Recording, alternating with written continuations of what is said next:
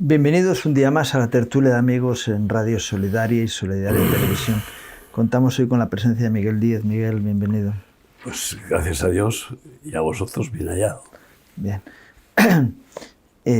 La Biblia habla de un concepto que estamos metidos en una cárcel del tiempo, ¿no?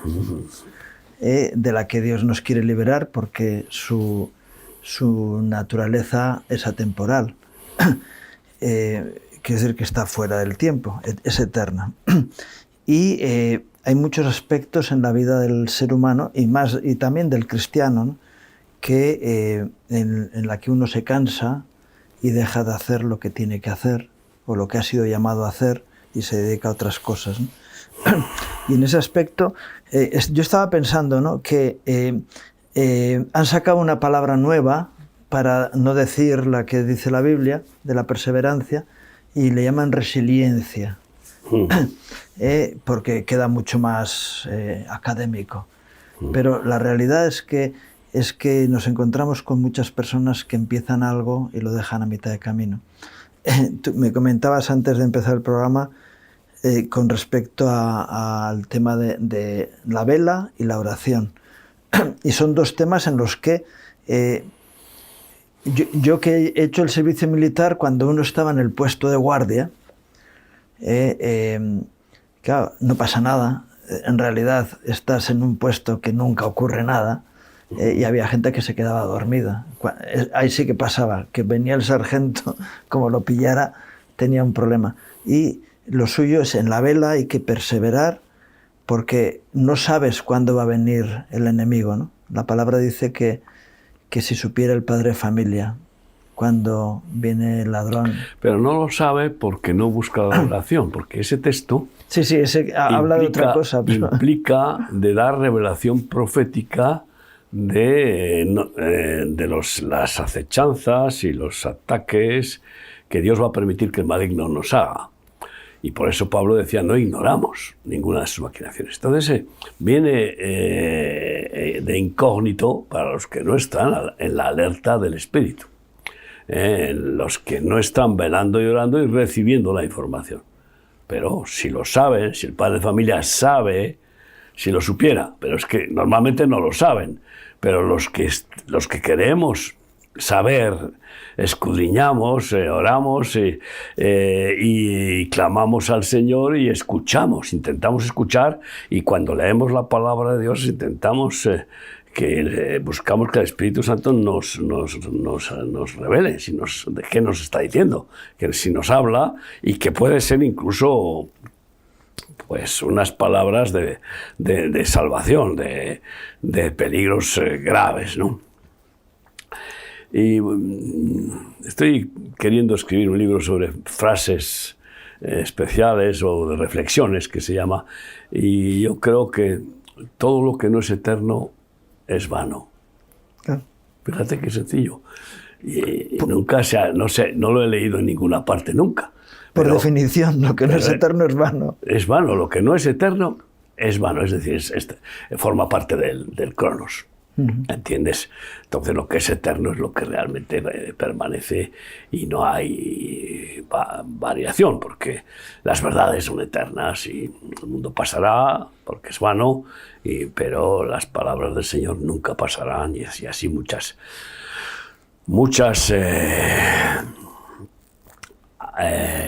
creaciones y decisiones de Dios que son para la eternidad, ¿no? Ahora, en ese equilibrio entre el Cronos y el Kairos, pues hay una batalla constante, sin duda, porque no podemos decir que vivimos 100% en el presente eterno de Dios, que es el plan que tiene el Señor, ¿no? Y que es lo que realmente produce como respuesta a su llamado: venid a mí todos los que estéis trabajados y cargados, que yo os haré descansar. No un día a la semana del Shabbat religioso, que no es más que una figura, una sombra del verdadero Shabbat Shalom continuo, que es en realidad entrar en la dimensión intemporal de Dios, es decir, en viajar en el Kairos y salir de viajar en el Cronos, que te estrellas como te descuides, ¿no? Porque el que es nacido de nuevo, pues es como el viento, ¿no? No sabes dónde viene, a dónde va, viaja en el viento, en el espíritu, en la intemporalidad, ¿no? Pero claro, el trabajo que hace el Señor al perfeccionarnos, pues es ir haciéndonos crecer en la fe, que es la que nos lleva a descansar, por confiarnos plenamente en aquel que nos cuida, en aquel que es dueño y señor de todo, y que no pierde en ninguna manera su amor y su compasión y su vela por nosotros y su control. Entonces, crecer en la fe y en el amor, porque claro, en la medida en que el plan de Dios sigue siendo hacernos a su imagen y semejanza, y si Él es amor, pero nosotros tenemos que ser amor, sin duda, y crecer en el amor, en el amor de Dios, porque no le amamos todavía como Él nos ama, ni mucho menos. Ahora, no cabe duda de que si dejamos que Él nos haga crecer, pues le podemos amar más cada día, ¿no? Uh-huh. Y podemos crecer en la estatura de fe hasta llegar a la de Cristo, que es 100%. Esa será la culminación de ese viaje en el Kairos, que podrá completarse cuando nos lleve con Él. Fíjate, nos encontramos, ahora está el tema de Venezuela, antes fue, bueno, en otros lugares, Haití, por ejemplo, ¿no? Y las grandes entidades de ayuda humanitaria van a los sitios cuando hay una catástrofe e intervienen rápidamente, pero cuando se les acaba el recurso económico, cogen y se marchan.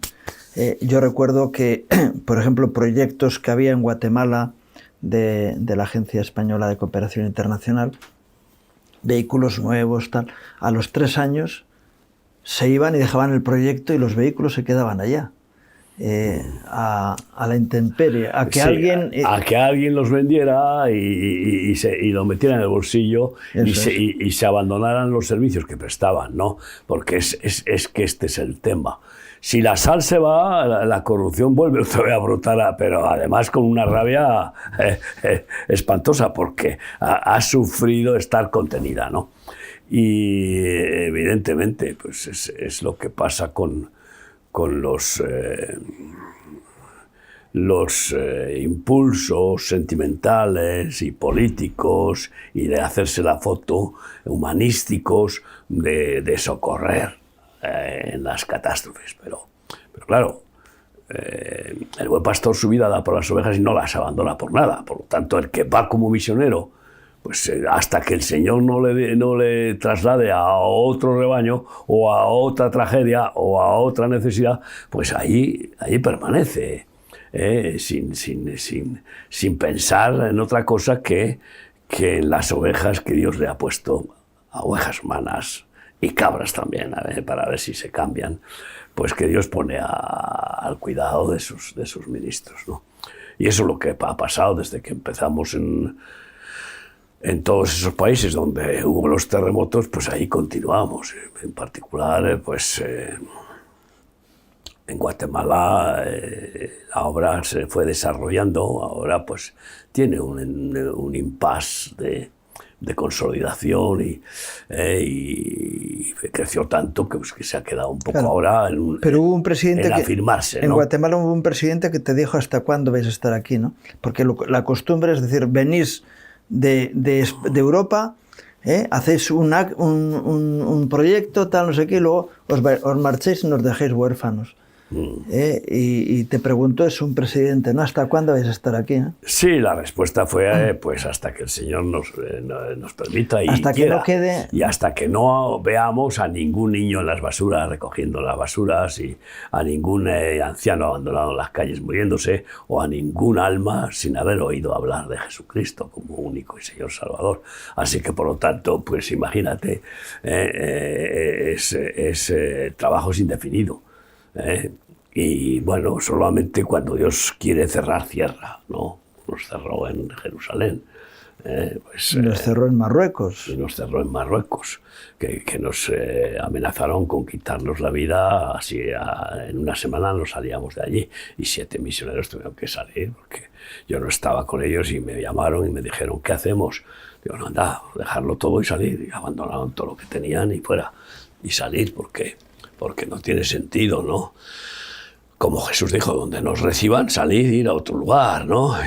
No nos sacudimos el polvo, porque volvimos después. Porque encima después, que además dice sacudiros el polvo sobre ese lugar que será, vamos, maldito. Pero no nos llevó el Señor a hacerlo y no nos suele llevar a hacer eso, porque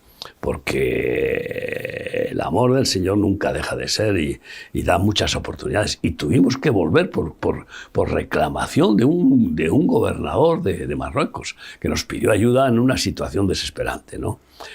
Y fuimos, claro, con camiones de alimentos y con... Bueno, y el asunto es bien claro que la perseverancia es vital, porque no es cuestión de cómo empieza el recorrido del camino, que es Cristo, ¿no? Sino la meta, llegar a la meta, ¿no? Y el que persevere hasta el fin será salvo. Y por tanto, qué bueno que Dios nos da la gracia de perseverar, pues en Guatemala y en Haití, en Ucrania, en Venezuela y en Turquía. En Turquía y ahora en nuevos países, ¿no? Y en Libia. Me comentan que han abierto la obra en Botswana estos días y que la primera dama les ha recibido y ha dicho que les va a ayudar, ¿no? Y están también preparándoles una propiedad para un centro de rehabilitación de los adictos, aunque ya han alquilado una casa pagando un año por adelantado. Los misioneros que han ido desde Sudáfrica y Mozambique, ¿no? Entonces, pues una gozada. Pues, y ya han hecho una campaña evangelística en la calle y ahí se ve en medio casi de un basural. Es impresionante el lugar, está la cantidad de personas pasando miseria, pues que han aceptado a Jesucristo, pero así, al tiro, como dicen en América. Es que alguien que persevera es el diablo. Sí, es incansable, no se cansa. Hasta el día en que el Señor le diga se acabó, y lo eche al lago de fuego, allí, bueno, después del milenio y todas esas cosas. Bueno, hay que entender que persevera, pero no consigue lo que le gustaría conseguir, sino que es solo lo que Dios le va permitiendo. Porque el que es imbatible en el perseverar es en el omnipotente. Persevera en sí mismo, porque él no muta, ¿no? Es perfecto y es amor y nunca deja de ser el amor, ¿no? Entonces persevera en sí mismo, ¿no? Y nosotros no, nosotros buscamos perseverar en Cristo, claro. No en nosotros mismos, porque eso es como, pues eso sí que es una vanidad y una petulancia, ¿no? Aquel maestro judío que se pone delante del Sanedrín a decirle, mira, si esto no es de Dios, caerá, porque ha habido casos anteriores, estamos hablando de Gamaliel, ¿no? Hay casos anteriores en los que ha habido gente que se ha levantado, ha habido... Mesías, supuestos Mesías. Sí, iniciativas humanas que cuando ha faltado quien estaba al frente, el visionario, se ha diluido.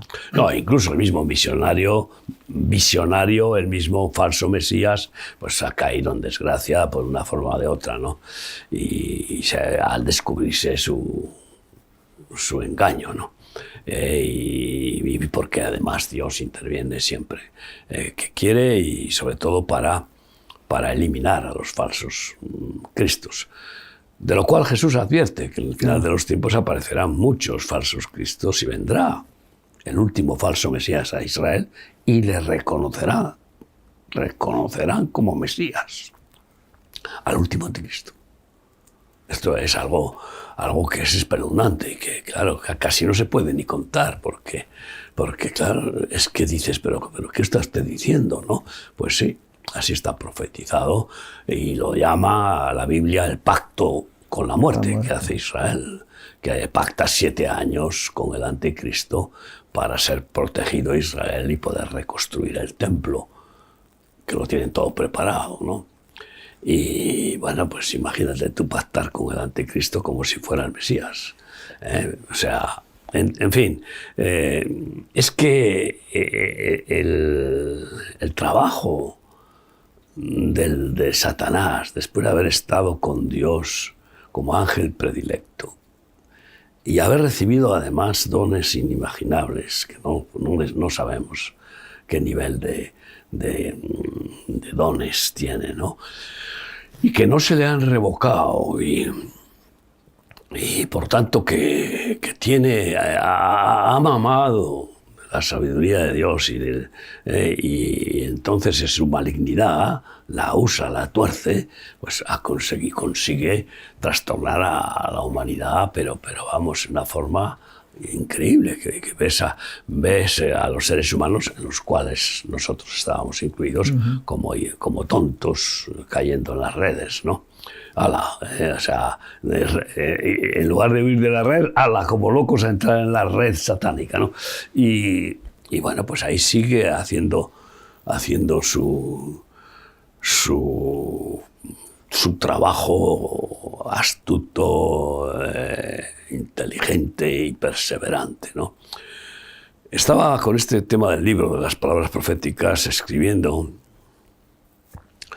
pues los últimos capítulos, y después del milenio, el misterio de que Satanás, que ha sido atado por 1000 años para que en el reino de Cristo milenial no pudiera intervenir de ninguna manera en el mundo, lo suelta. Es un misterio eso. Está escrito en Apocalipsis, y lo suelta el Señor. ¿Para qué? Para que pueda probar y tentar a todos los que han nacido durante el milenio, y a aquellos pues que han tenido la oportunidad de participar del milenio como supervivientes de las copas de la ira y de todas las masacres, ¿no? Y es tremendo el resultado. Recorre todas las naciones, y Dios permite que levante de los 4 puntos cardinales del globo ejércitos de todas las naciones, una vez más, con todos esos seres humanos nacidos que han participado de la gracia del milenio de Cristo, y por lo tanto han gustado de esa maravilla gloriosa de un reino perfecto, y sin embargo los convence y los arrastra a millones para ir a destruir Israel. Y todos son masacrados en una batalla personal, sin más, con fuego y azufre, en los montes de Israel, en Hamon Gog.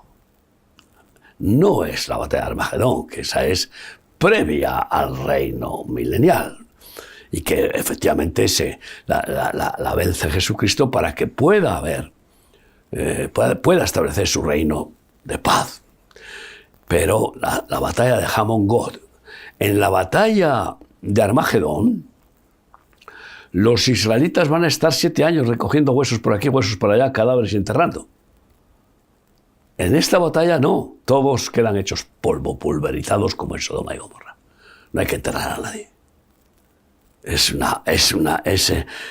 una fulminación, una cremación, como hizo el Señor. Sí, como si fuera una bomba atómica. Como hizo el Señor en Sodoma y Gomorra, ¿no? Con su fuego destruidor, ¿no?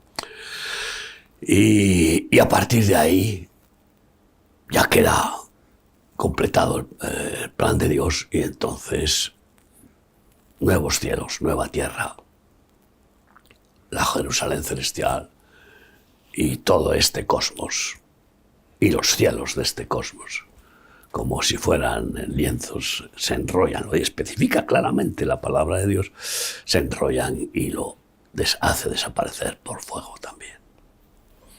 La primera destrucción del globo terráqueo fue por agua, porque todo salió, lo creó Dios, del agua. Y porque los mares y los océanos son el cementerio de los pecados de la humanidad, de los redimidos, que Dios dice que los arroja al profundo de los mares, que ya no se acuerda más. Y claro, todo, en el nuevo cielo, nueva tierra, no va a haber mares ni océanos. Esto es impresionante, todo esto, como tú comprenderás, fíjate cómo Claro. vengo pues, súper preñado, ¿no? Pero, por tanto, pues cuidado, no vaya a ser que no alcancemos la meta.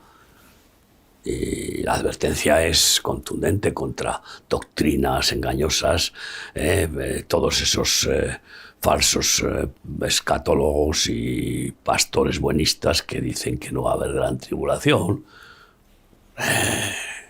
que ya hubo, pero ya no va a haber.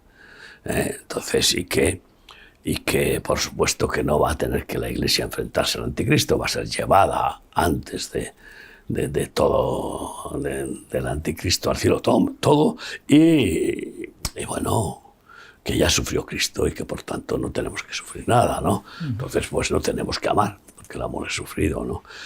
Y luego, pues, los escatólogos que no enseñan bien claramente lo que es vivir en temor y temblor y perseverando, no vaya a ser, como dice Pablo, que yo no llegue, que yo no alcance aquello por lo cual he sido llamado.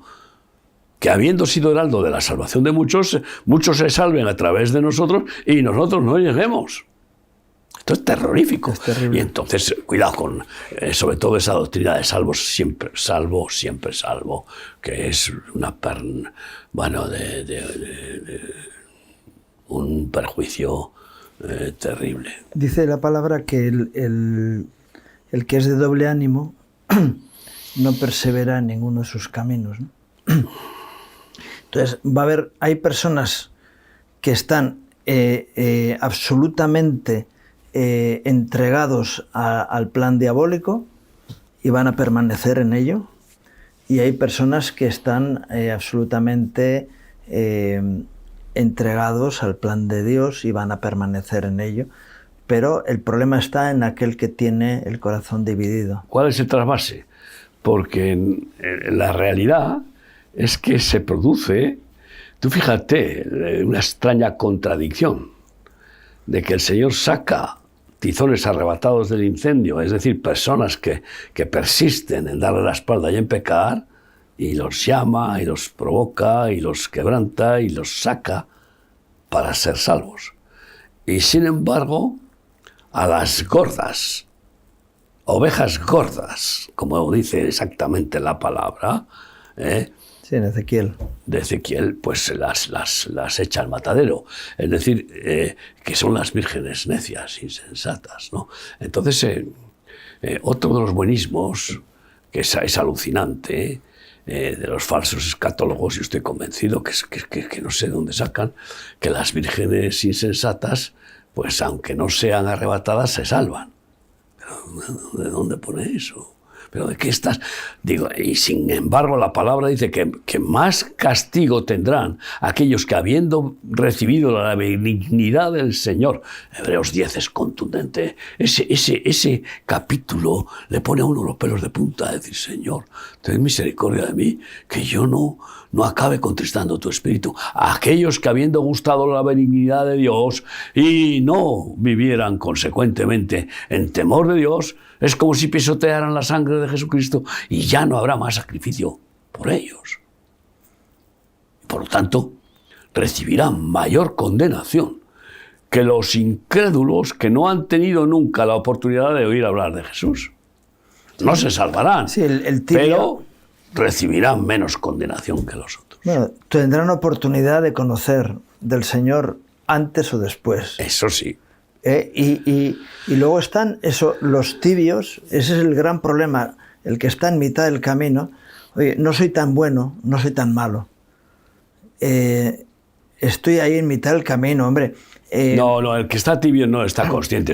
Tú sabes que el tibio es una temperatura, pues ya lo sabes, ecuatorial. Cómoda. Es una temperatura cómoda de Canarias, de Guate, la temperatura ad hoc. ¡Ay, qué bien! Ni frío ni caliente. Primavera esto eterna. aquí, esto es jauja. Entonces, no son conscientes de que no son muy cristianos o no son muy impíos. No, están creyendo que son buenos, que están recibiendo la bendición de su establishment. Es la ceguera, la tibieza. Tiene que producir una ceguera no tan grande quizá como la del orgullo, pero una ceguera gigante, porque ahí están adaptados. Bueno, definitivamente asimilados. Es una soberbia también, ¿no? Bueno, yo diría más que soberbia, es el confort, es la comodidad, es la pérdida, es la virgen insensata, porque la virgen insensata no es que esté pecando de orgullo, la insensatez es la pérdida de la sabiduría, es la pérdida de la consciencia, del temor de Dios. Entonces, no es por su insensatez por orgullo ni soberbia, porque el soberbio ese roba, viola y hace lo que sea. El orgullo dice yo lo que me apetezca, ¿no? Pero no, tiene un pudor, son vírgenes. Y se han educado religiosamente en una forma que llaman correcta. Ya sabes. Y ahí pues se han ido enfriando y adaptando a ese confort, a ese egoísmo de estabulación y de aburguesamiento. Entonces, tienen una insensatez supina, porque no han perdido la conciencia de verse. Han perdido el espejo y no se ven en su estado deplorable. Y fíjate tú qué sentencia. Son tratados como escopitajos de Cristo. Esta es la expresión. Vómito. Pues, y como vómito, que es lo yo creo que si el cerdo huele mal, quizá los vómitos huelen peor. Y además, con una sentencia también definitiva. El Señor no vuelve a comer nunca lo vomitado. Esto es tremendo, por lo tanto, es una excomunión definitiva. Y el perro sí, vuelve a comer su vómito, y el infiel, y el que abandona, y el que mira atrás, el que contrista al Espíritu Santo, y esto es lo que hemos visto cantidad de veces de personas que abandonan el ministerio, enseguida van al vómito. Enseguida se ponen piercings, tatuajes, y a beber, y a fornicar o lo que sea. De hecho, igual se marchan precisamente porque han caído en esas tentaciones. Pero la Virgen no. La Virgen es la contradicción más grande de la estupidez religiosa, que pudiendo tenerlo tan fácil, porque mi yugo es fácil y ligera mi carga, sin embargo, se han abandonado, se han atontado, se han dejado atontar. Pues ¿por qué? Pues por los sentimientos familiares, por el confort, por un estatus, por un no querer participar, una inactividad, una pasividad. El orgulloso no es pasivo, no son soberbios, no son soberbias las vírgenes sensatas. Los soberbios y orgullosos son hiperactivos. Esto... Tampoco es humilde, ¿no? Que tampoco es humilde. No, pero es que... está autojustificado en su estatus. Pero tiene un orgullo religioso, de ese aprendizaje, ese discipulado, diríamos, bíblico, buenista, y cómodo, ¿eh? Entonces, y que es lo que se llama la formación religiosa correcta, que es, bueno, como aquel que dice tú, ora, pero dale con el mazo, o sea, bueno, ora en la hora sí, pero no como si Dios necesitara que le añadamos a la oración nuestro ego, ¿no? No, de ninguna manera. Y bueno, pues lo importante es que el peligro es grande. Uno se puede enfriar, no es tan difícil. Normalmente lo primero que sucede es que empieza uno a caer en la pereza de no orar. La mayor parte de los ministros que caen en desgracia, pues dejan de orar. E incluso los ministros celosos y muy activos en el ministerio acaban siendo martas. Esto es terrible. Uh-huh. Y no se dan cuenta que su esfuerzo, que debería de ser premiado y que les considera como un meritaje y un testimonio glorioso, los mata. Uh-huh. Eso les mata. Sí, la verdad es que los grandes héroes de la fe de Hebreos 11 son personas que vez tras vez, uno tras otro, son personas que tienen una vida de relación personal con Dios. Eso es lo que produce la fe, porque la fe no la produce la lectura de la Biblia. No, sí, la lectura por sí misma como letra da información, ¿no?, religiosa, pero sin la vivencia, que es la que se experimenta en la comunión, en la revelación, en la intimidad, en la obra del Espíritu, ¿no? Pues oye, la Biblia sin que el Espíritu Santo sople, pues es que es... Porque los grandes secretos letra de que la mata, letra que mata. Por eso. Los grandes secretos de la sabiduría están en la Biblia, están en la palabra de Dios, pero tienen que ser descubiertos por el Señor para que te den llaves que pueden traer respuestas a los problemas, ¿no? Claro, cuando alguien no tiene esa segunda parte, que es la comunión personal con Dios, lo demás se convierte solamente en una letra. Ahí tenemos a Saulo de Tarso, que conocía el Antiguo Testamento de memoria, prácticamente de memoria, se lo había estudiado todo, y sin embargo su realidad es que vivía enfrentándose a la voluntad de Dios, hasta que el Señor le lleva a la revelación en ese encuentro personal que tiene con Él, ¿no? Claro, es el nuevo nacimiento. O sea, hasta que Saulo de Tarso, el soberbio religioso y celoso por su religión, por su ortodoxia, pretendiendo ser un adalid de la voluntad de Dios, pues se convirtió en un asesino por ese celo. Y entonces, hasta que no experimenta la circuncisión de su corazón, el nuevo nacimiento, pues no pudo tener esa comunión. Es tremendo que muchos confunden tener comunión con la letra, con la información, con la Biblia, con el mensaje, uh-huh, sin tener comunión con el mensajero. Y ahí es donde hay una triste carencia, que implica, pues bueno, el mensaje, pasas una página, luego otra, esto, lo otro, lo lees, tal, pero no produce entraña. Es la comunión íntima con los que le aman y con los que quieren obedecerle, aun siendo falibles, ¿no? Pero hay bienes secretos que de repente el Espíritu Santo te abre un texto bíblico y dices, ¿no te das cuenta que esto es así? Pues lo he leído 100 veces y no lo he visto.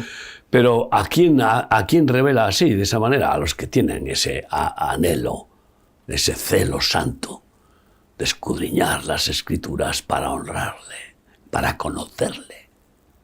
A los que dan la prioridad de conocerle, como dice Jeremías 9:23, en esto, o sea, que no se alabe el sabio en su sabiduría, etcétera, ni el rico en sus riquezas, ni el valiente en su valentía, sino alabes el que se tenga que alabar, en conocerme a mí, que soy infinito en misericordia y hago justicia, porque esas cosas quiero.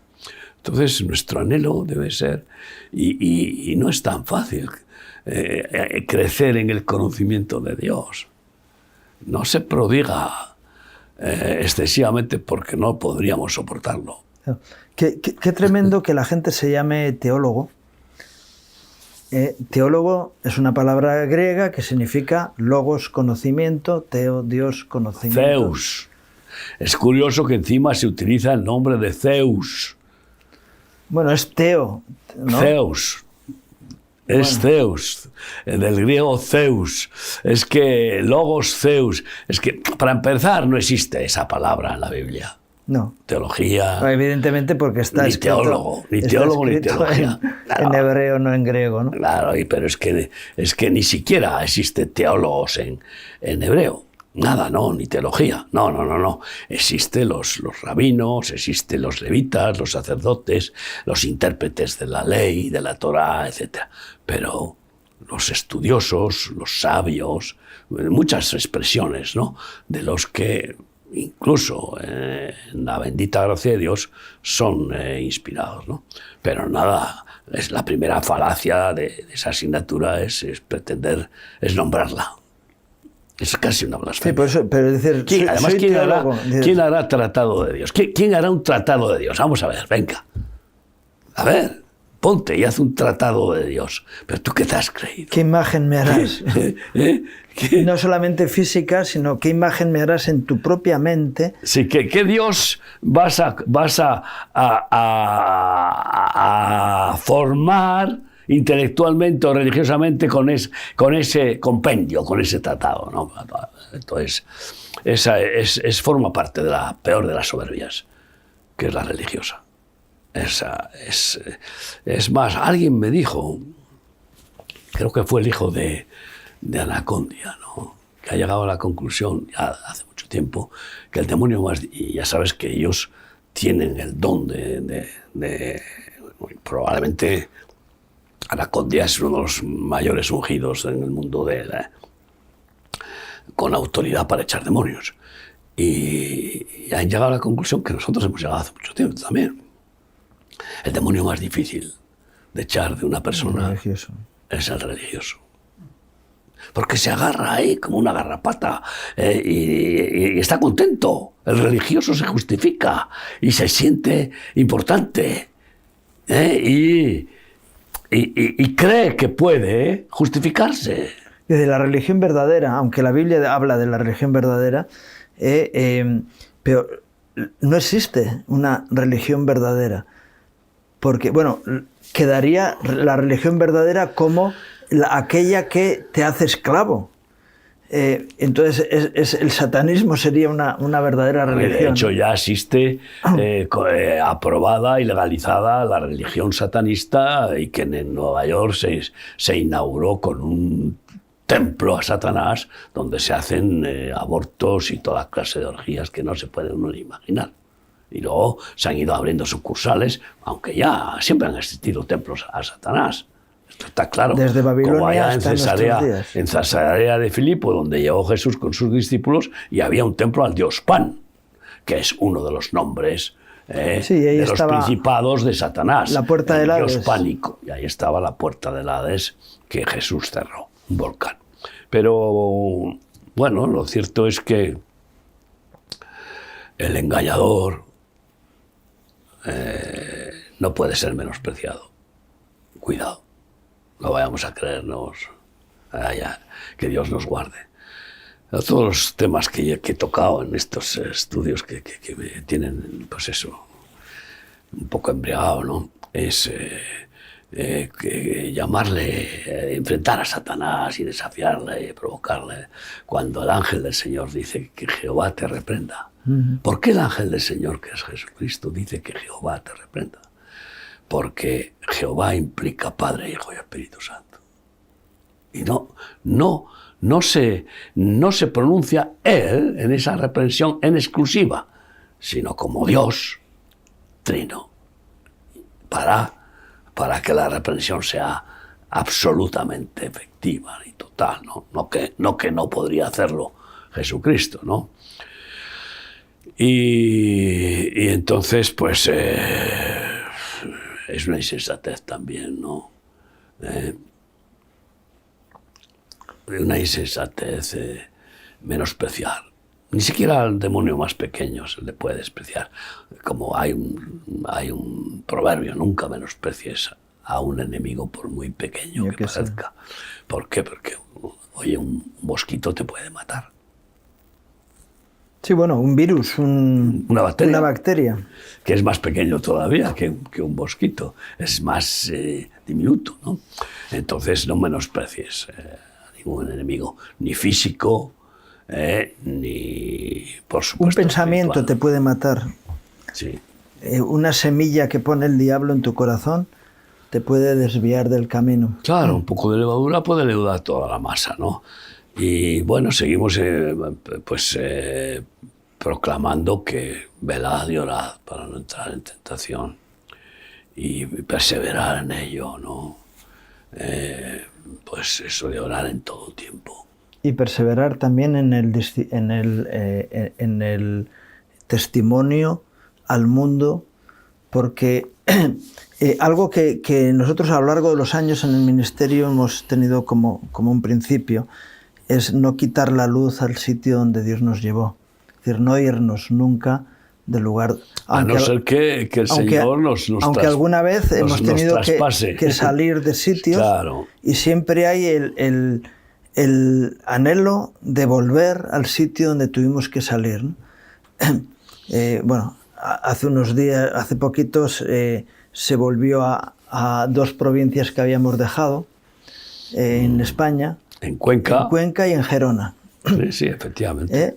Todavía, de las pocas que hemos dejado de estar, que estuvimos y que hemos dejado de estar. Y nos queda una que no existe, que es Teruel. Que no existe, pero claro que existe. Pues. Pero normalmente, y en países donde por una causa o por otra hemos tenido que salir, estamos siempre buscando la oportunidad de volver. Y a mí el Señor me habló en cierta ocasión de este tema cuando Abraham está luchando con el ángel del Señor, intercediendo por Sodoma y Gomorra. Y él dice: Señor, si hubiera 50 justos, si hubiera 40, si hubiera 30, si hubiera 20, si hubiera 10, si hubiera 10 justos, no destruiré el lugar. Y a mí me quedó esa cantidad de 10 personas. ¿Y por qué Abraham deja de luchar ya con 10? ¿Le parece suficiente o es un mensaje? No, porque no hay ni 10. Porque no hay ni 10. No había ni 10 ni uno. Ni siquiera Lot, que en una parte anterior proclama que hombre justo, mientras estuvo bajo el ungido, Abraham.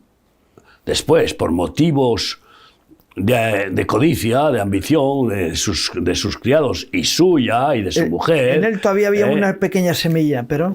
Pero ¿qué va? ¿Cómo va y se establece en el valle pervertido de la perversión de Sodoma y allí echa raíces y se queda allí? ¿Cómo no sale corriendo? Nada más que ve aquella bazofia, aquel horror. Que va perdiendo todo su ganado, se va quedando entonces, en nada. De hecho, no quedó nada de hombre justo en él. Porque la bendición venía de la unción de su tío. Y a pesar de todo, de que ya había sido un desecho y había llegado al máximo de contristar al Espíritu Santo, al Espíritu de Dios, sin embargo, por intercesión de Abraham, que está pidiendo misericordia sobre Sodoma y Gomorra, pues decide el Señor salvar a su familiar, ¿no? ¿Sobrino era? Sobrino, sí. A su sobrino Lot, y a su familia. Y a sus dos hijas. Y a sus dos hijas, que tú fíjate qué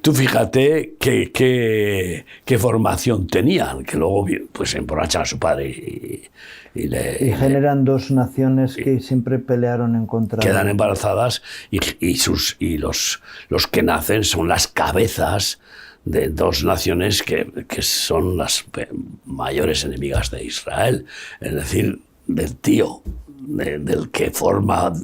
con el que forma Dios la nación de Israel, que es Abraham. Pero esas 10, cuando hay un grupito, un remanente pequeño, el 10 es un número aleatorio. No, pero es un número muy interesante, porque cuando la Biblia dice que hace falta 10 personas que agarren el manto de un judío para recibir la bendición. Y cuando tú vas al túnel, ahí al muro de las lamentaciones, y te metes dentro donde están los rabinos y todos ahí orando, entonces se juntan 10 para abrir un armario y sacar la Torá y poderla leer, ¿no? Entonces, el número 10 tiene mucha enjundia revelatoria, porque 10 mandamientos, sí,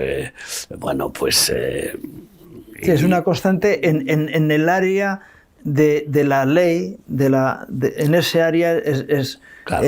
Tiene su labor. Pero bueno, a lo que íbamos, si hay un remanente en una ciudad, esa ciudad tiene esperanza. Si ese remanente se marcha, se apaga el candelero que hay en el lugar, como dice en Apocalipsis, ¿no? Apagaré el candelero de tu lugar. Cuando el candelero de la iglesia se apaga, solo queda religión. Bueno, es lo que ha pasado en Estados Unidos. No es que se han marchado los cristianos estadounidenses, sino que se han marchado de Jesús. Más de 50 millones de estadounidenses han abandonado. Ahora dicen que hay más católicos que evangélicos en la generación Claro, Z. pues ¿por qué? Porque claro, imagínate tú.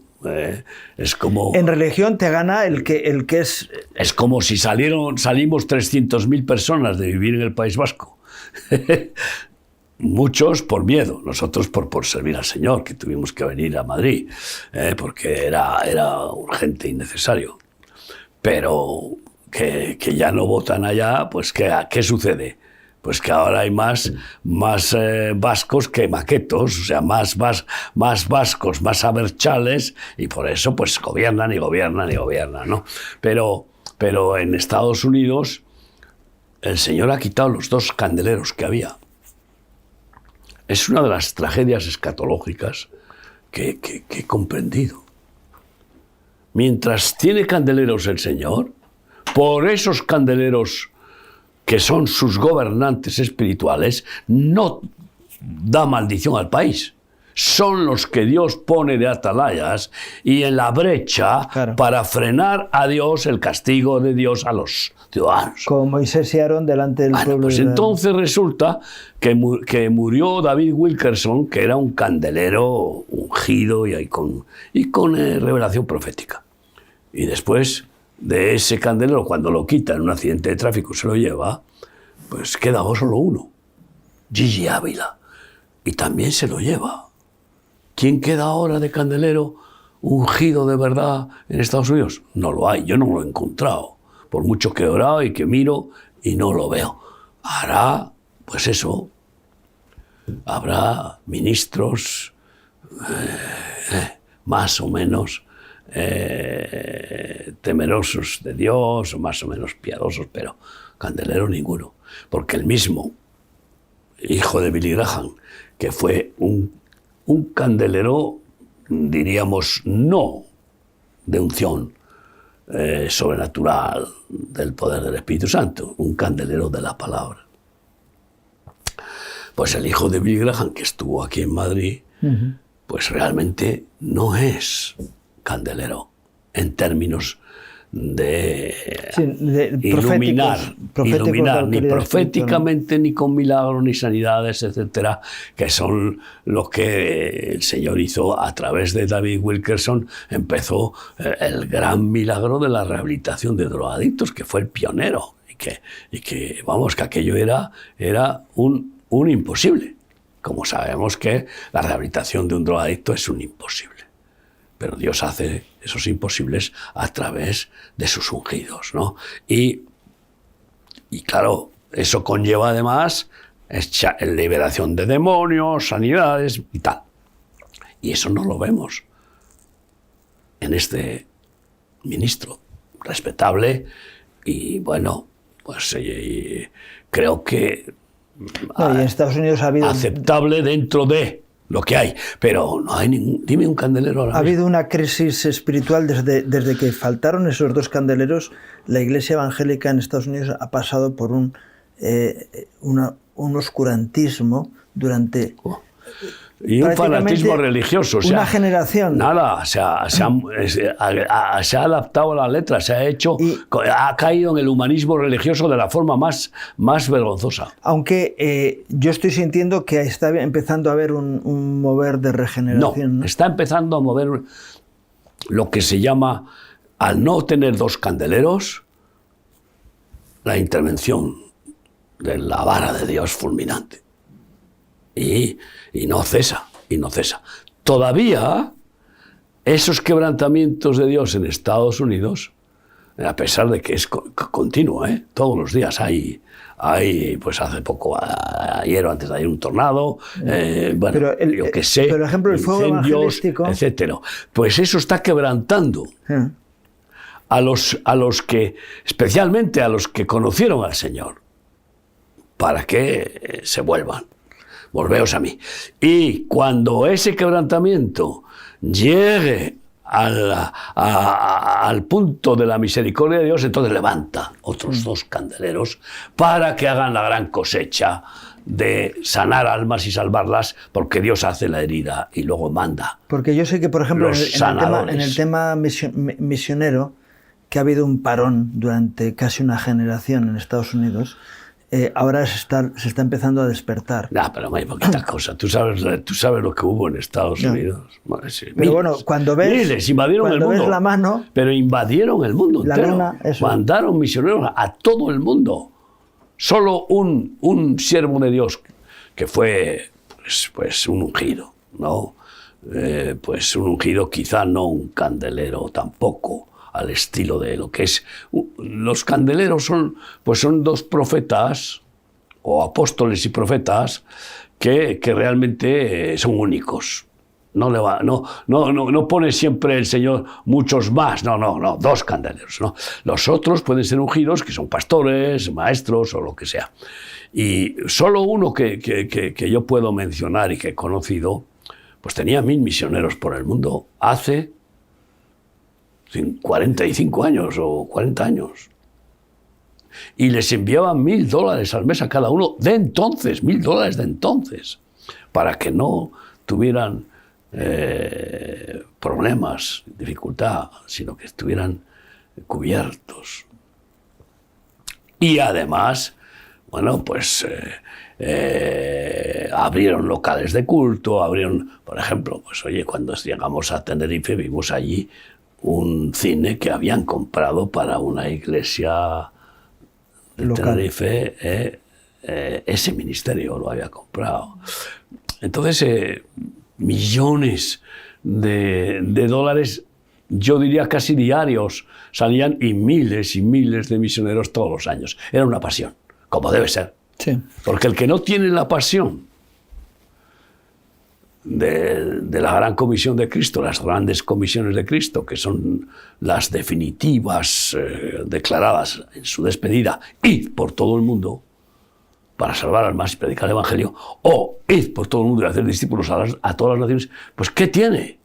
El que no tiene esa pasión, ¿qué es lo que tiene? Pues tiene territorio, claro. tiene, bueno, puede ser que un pastor no tenga por qué tener esa pasión personal para ir, pero sí la debe de tener, aunque sea pastor local, un buey que no recorra mucho territorio, tiene que tener esa pasión porque es crístico, y el celo del Espíritu Santo y de Cristo le tiene que llevar a salvar almas, a pastorearlas y enviarlas. Entonces hay síntomas que pueden alertarnos de un enfriamiento espiritual, ¿no?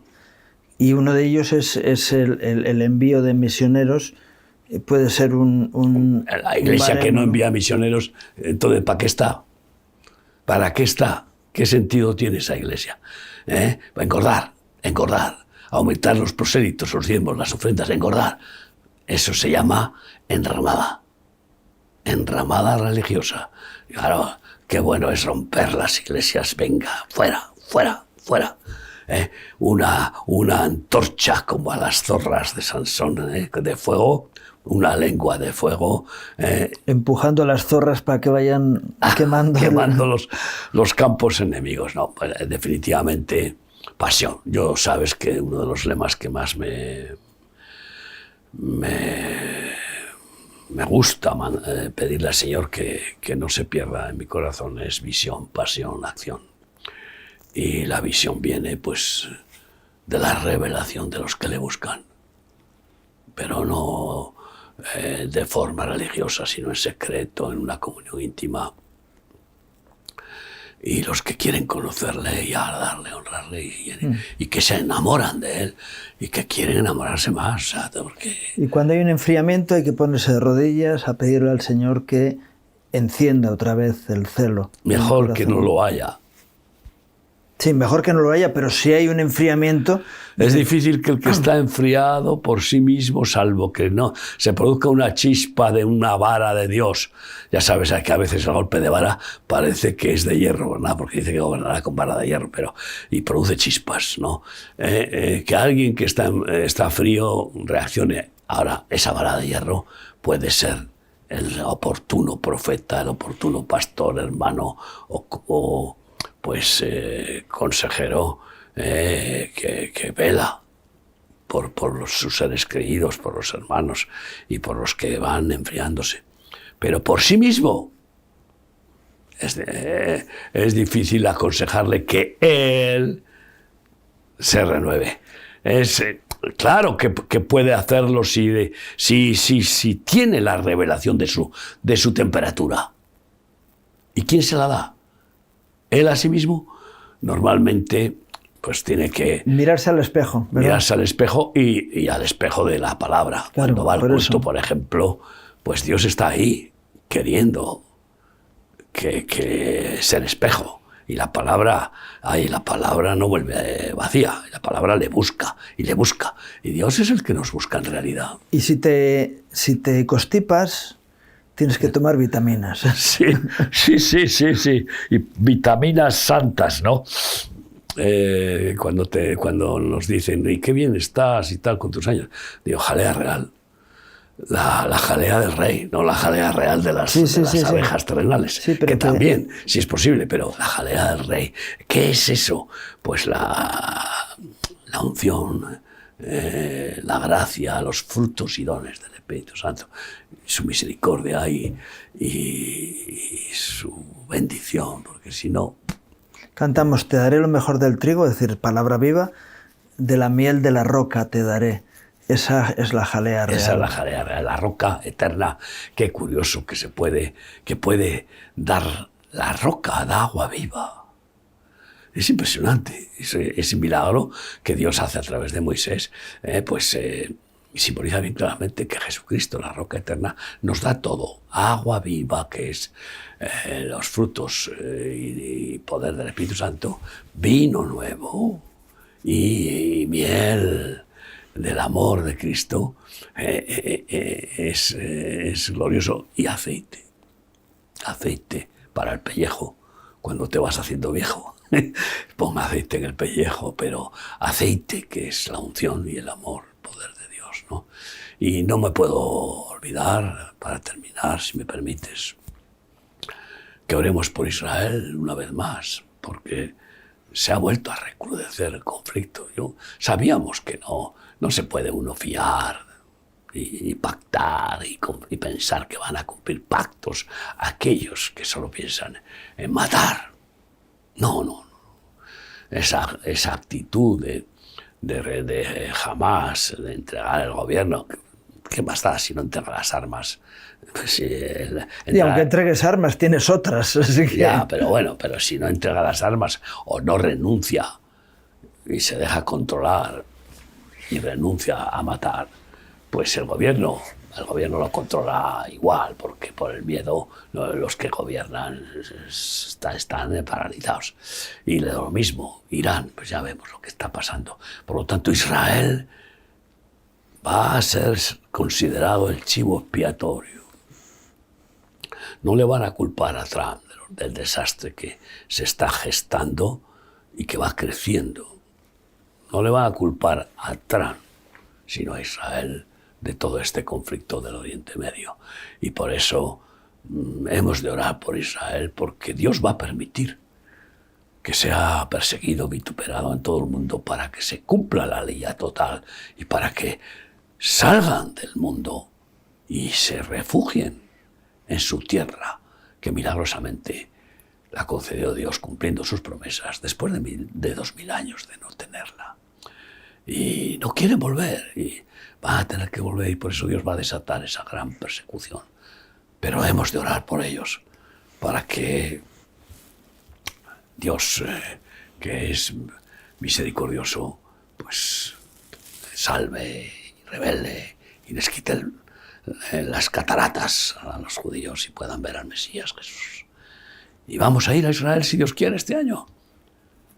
Todavía hay plazas, porque acabamos de empezar a formar el grupo, aunque ya hay un número que estaba esperando con verdadero anhelo de ir, pero busca cómo participar en este viaje que haremos, si Dios quiere, al final de este año.